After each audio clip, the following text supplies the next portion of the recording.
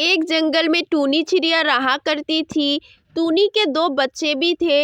एक दिन टूनी चिड़िया गोरी कौवी के पास काम के लिए निकली। गोरी कौवी अपने खेत में काम कर रही थी। तभी टूनी गोरी कौवी के पास जाकर बोली, गोरी बहन, कल तुम बाकी पक्षियों के पास जाकर काम के लिए पूछ रही थी ना, तो मैंने वो सुन लिया था। मैंने देखा कि कोई पक्षियाँ यहाँ काम नहीं करना चाह रही थी। मुझे कहो ना, क्या काम है, मैं करूँगी। मैंने बाकी सभी पक्षियों को पूछा, पर क्या मैंने तुमसे पूछा नहीं ना। अगर कोई मेरी सहायता करना नहीं आते हैं, जरूरत पड़ी तो अपने बच्चे की मदद लेकर मेरी काम कर लूंगी, पर मैं तुम्हें कभी नहीं बुलाऊंगी। ऐसा क्यों कह रही हो गोरी बहन, मैं भी तो अच्छे से काम जानती हूँ ना। हाँ हाँ, देखा तुम्हारा काम कितना अच्छे से करती हो। कुछ दिनों पहले तुम यहाँ काम करने आई थी। तुमने हमसे ये बात छिपाई कि तुम्हारी सेहत खराब है, पर काम करने लग गए। बस थोड़ी ही देर तक करते ही तुम यहाँ बेहोश होकर गिर पड़ी। और तो और हॉस्पिटल की सारे फीस भी हमें ही भरनी पड़ी। फिर से ऐसा हुआ तो हम क्या करेंगे? इसलिए मैं तुम्हें यहाँ पर काम करने कभी नहीं बुलाऊंगी। अब भागो यहाँ से, वापस मत आना। यूं उसे दुक्कार कर जाने के लिए कहा गोरी कौवी ने। पर ऐसा हमेशा हो ये जरूरी नहीं है ना।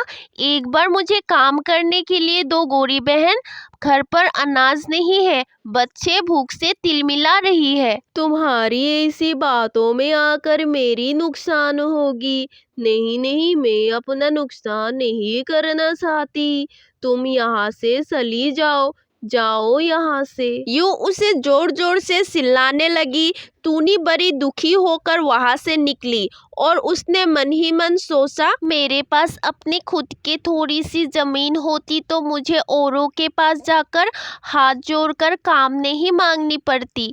अपने बच्चों के लिए मुझे सबकी बातें सुननी पड़ रही है। यूं सोचते हुए वो आसमान में उड़ रही थी। तभी उसकी नजर मीनू चिड़िया की लड्डू के दुकान पे पड़ी। हाँ, मैं मीनू बहन के पास जाकर पूछ लेती हूँ कि उसके पास कोई काम है तो दे दे। मीनू ने जैसे ही टूनी को देखा, यहाँ उधार में खाने के लिए, या ये कहकर बाद में पैसा दूंगी, लड्डू खाने मत आना। बिना पैसों की लड्डू खाने आई हो या ले जाने आई हो? मीनू बहन, तुम मुझे गलत सोच रही हो। मैं यहाँ पर लड्डू खाने नहीं आई हूँ। मेरे पास पैसा भी नहीं है। मैं तो तुम्हारे यहाँ पूछने आई थी कि क्या तुम्हारे पास मेरे लायक कोई काम है। काम करने के लिए किसी को लड्डू देनी होगी तो तुम सर सकरा कर गिर जाओगी। ऐसी तो मेरी व्यापार का राम नाम सत्य हो जाएगा। जाओ जाओ, भागो यहाँ से। मीनू ने ऐसे ही चिल्लाकर कहा। टूनी चुपचाप वहां से चली गई। टूनी रोटी हुई एक दाल पर बैठी थी। उसे देखकर एक टोटा दो वाटरमेलन कुल्फी लेकर उसके पास आई। मैं तुम्हारी दर्द समझ रही हूँ, पर मैं तुम्हारे लिए कुछ भी नहीं कर पा रही।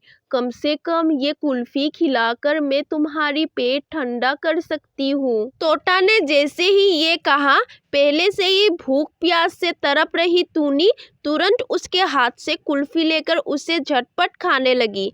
टूनी ने जैसे ही कुल्फी खत्म की, तोता हंसकर बोली, टूनी, उस दिन मैंने सबकी आंखों पर पट्टी बांधकर धीरे से चोरी कर ली, जिसके बारे में तुमने सबको बताया और सबके सामने मेरी अपमान किया। अब तुमने ये कुल्फियाँ खा ली है ना, कल सुबह तक तुम्हारी पेट से पैर उग जाएगा, देखना। तोता ये कहकर चली गई। टूनी घबराई हुई अपने घर वापस आई। अगले सुबह टूनी के पेट से सच में एक पैर उग आया। टूनी हिल भी नहीं पा रही थी। तभी टूनी के बच्चों ने टूनी के पास आकर कहा, माँ, तुम्हारे पेट से ये पैर उग आया है ना, जिसके वजह से तुम उठ नहीं पा रही, इसलिए हम दोनों ने काम ढूंढने गए थे, पर कोई भी हमें काम नहीं दिया। इसलिए हमने सोचा अब हम भीख मांगकर खाना लाएंगे। ये कहकर दोनों बच्चे अपने हाथ में कटोरी लेके भीख मांगने निकल पड़ी। ऊपर वाले के नाम पर दे दे बाबा, ऊपर वाले के नाम पर दे दे बाबा। ऐसे ही वो दोनों भीख मांग मांग कर आहार लेकर शाम को आती है, खुद भी खाती है और उसकी माँ को भी खिलाती है। ये चल रहा था। बीते दिनों के साथ टूनी चिड़िया की पेट से निकला पैर भी बड़ा हो रहा था। कुछ दिनों बाद अचानक उसके पेट से निकले पैर में बहुत सारे तरबूज कुल्फियां निकल आए, जिसे देखकर टूनी और उसके बच्चे आश्चर्यचकित हो गए। बच्चों, अब तुम लोगों ने हर जगह भीख मांगकर घर चला लिया। इन कुल्फियों को बाजार ले जाकर बेच दो और जो पैसा मिलेगा उससे हम अच्छे से जिएंगे। माँ ने जैसा कहा बच्चों ने वही किया। पेड़ से तरबूज कुल्फियां तोड़कर बाजार बेचने ले गए। अगले दिन देखा तो फिर से उस पेड़ पर बहुत सारे कुल्फियां लगी थी। कुल्फियां लगते ही उसे तोड़कर ले जाते हैं और अगले सुबह फिर से कुल्फियां लग जाते हैं।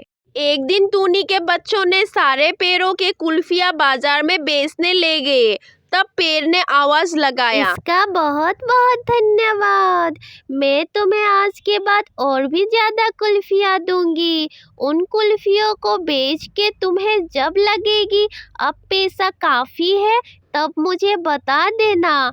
मैं चली जाऊंगी। मेरी मायावी शक्तियाँ ज्यादा दिनों तक नहीं रहती है। तुम लालच में आकर अगर मुझसे ज़्यादा पैसा कमाना चाहोगी तो मेरी मायावी शक्ति खत्म हो जाएगी और मैं तुम्हारी पेट में हमेशा हमेशा के लिए रह जाऊंगी। अगले ही दिन से पेड़ ने बहुत सारे कुल्फियां देनी शुरू की। उन कुल्फियों को बेचकर बच्चों ने थोड़ी ही दिनों में बहुत सारे पैसा कमा ली।